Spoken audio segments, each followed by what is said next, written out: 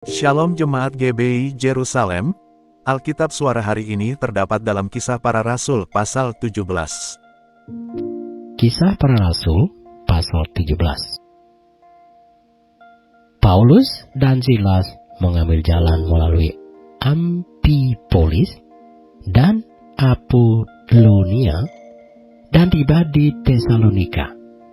Di situ ada sebuah rumah ibadat orang Yahudi. Seperti biasa, Paulus masuk ke rumah ibadat itu.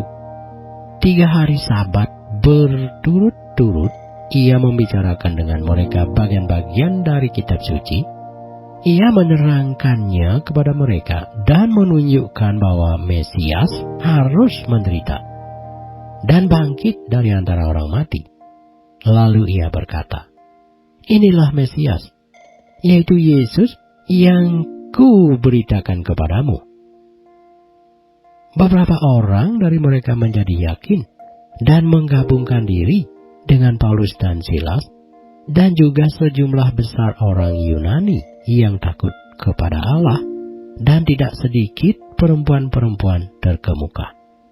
Tetapi orang-orang Yahudi menjadi iri hati, dan dengan dibantu oleh beberapa penjahat dari antara petualang di pasar, mereka mengadakan keributan dan mengacau kota itu. Mereka menyerbu rumah Yason dengan maksud untuk menghadapkan Paulus dan Silas kepada sidang rakyat. Tetapi ketika mereka tidak menemukan keduanya, mereka menyeret Yason dan beberapa saudara ke hadapan pembesar-pembesar kota, sambil berteriak, katanya, "Orang-orang yang mengacaukan seluruh dunia telah datang juga kemari." Dan Yason menerima mereka menumpang di rumahnya. Mereka semua bertindak melawan ketetapan-ketetapan Kaisar dengan mengatakan bahwa ada seorang raja lain, yaitu Yesus. Ketika orang banyak dan pembesar-pembesar kota mendengar semuanya itu, mereka menjadi gelisah. Tetapi setelah mereka mendapat jaminan dari Yason dan dari saudara-saudara lain, mereka pun dilepaskan. Tetapi pada malam itu juga, segera saudara-saudara di situ menyuruh Paulus dan Silas berangkat ke Berea. Setibanya di situ, pergilah mereka ke rumah ibadat orang Yahudi. Orang-orang Yahudi di kota itu lebih baik hatinya daripada orang-orang Yahudi di Tesalonika, karena mereka menerima firman itu dengan segala kerelaan hati. Dan setiap hari mereka menyelidiki kitab suci untuk mengetahui apakah semuanya itu benar demikian. Banyak di antara mereka yang menjadi percaya, juga tidak sedikit di antara perempuan-perempuan terkemuka dan laki-laki Yunani.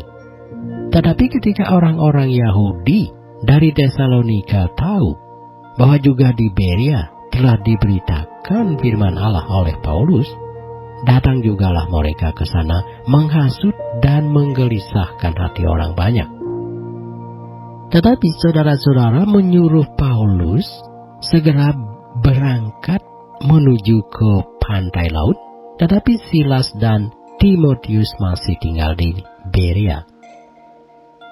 Orang-orang yang mengiringi Paulus menemaninya sampai di Athena, lalu kembali dengan pesan kepada Silas dan Timotius supaya mereka selekas mungkin datang kepadanya. Sementara Paulus menantikan mereka di Athena, sangat sedih hatinya karena ia melihat bahwa kota itu penuh dengan patung-patung berhala.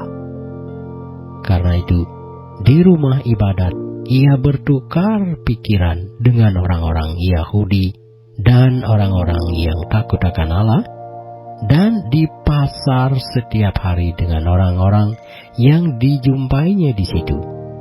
Dan juga beberapa ahli pikir dari golongan Epikorus dan Stoa bersoal jawab dengan dia. Dan ada yang berkata, apakah yang hendak dikatakan si peleter ini? Tetapi yang lain berkata, rupa-rupanya ia adalah pemberita ajaran dewa-dewa asing. Sebab ia memberitakan Injil tentang Yesus dan tentang kebangkitannya.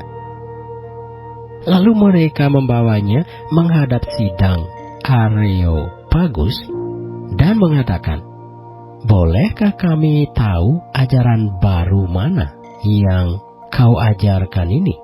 Sebab engkau memperdengarkan kepada kami perkara-perkara yang aneh. Karena itu kami ingin tahu apakah artinya semua itu. Adapun orang-orang Athena dan orang-orang asing yang tinggal di situ tidak mempunyai waktu untuk sesuatu selain untuk mengatakan atau mendengar segala sesuatu yang baru. Paulus pergi berdiri di atas Areopagus dan berkata, hai orang-orang Athena, aku lihat bahwa dalam segala hal kamu sangat beribadah kepada dewa-dewa. Sebab ketika aku berjalan-jalan di kotamu dan melihat-lihat barang-barang pujaanmu, aku menjumpai juga sebuah mezbah dengan tulisan, kepada Allah yang tidak dikenal.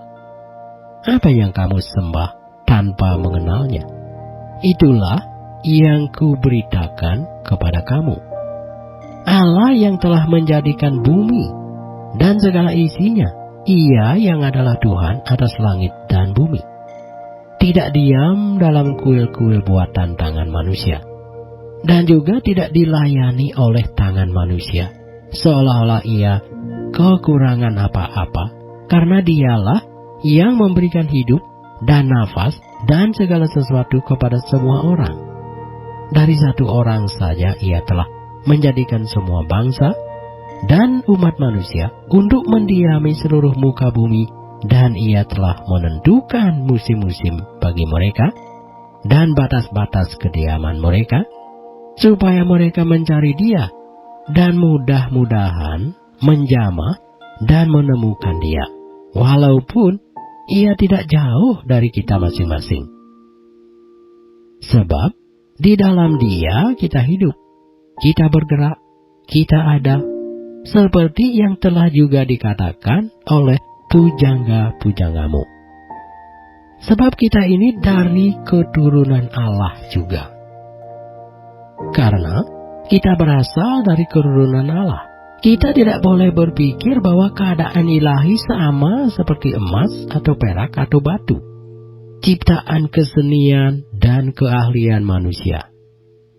Dengan tidak memandang lagi zaman kebodohan, maka sekarang Allah memberitakan kepada manusia bahwa di mana-mana semua mereka harus bertobat.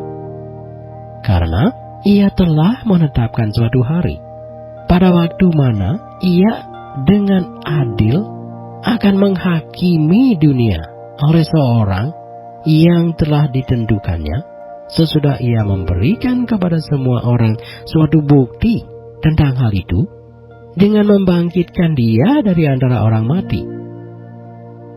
Ketika mereka mendengar tentang kebangkitan orang mati, maka ada yang mengejek dan yang lain berkata, lain kali saja kami mendengar engkau berbicara tentang hal itu.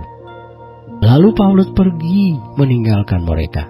Tetapi beberapa orang laki-laki menggabungkan diri dengan dia dan menjadi percaya, di antaranya juga Dionysius, anggota majelis Areopagus, dan seorang perempuan bernama Damaris, dan juga orang-orang lain bersama-sama dengan mereka.